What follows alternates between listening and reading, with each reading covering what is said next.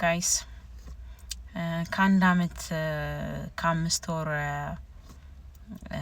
ስቲያቶም ማምነት ነው ትናንትና ወደ ስራ የተመለስኩት ስራ የጀመርኩትና ኦ ማይ ጋድ እንዴት ከባድ ስሜት እንዳለው ልነግራችሁ አልችልም። ጧት ስወጣ ልጄ ተኝታ ነው ትቻት የወጣሁትና በጣም በቃ የሆነ እኔ ራሱ አልቅሽ ነው ያለኝ። በእውነት በጣም ከብዶኝ ነበረ እና ግን ዋን ቲንግ የተረዳሁት ነገር እኛ ሴቶች በእውነት ምንም ፋይናንሻል ፍሪደም ኖረም አልኖረም በቃ ወተን መስራት አለብን።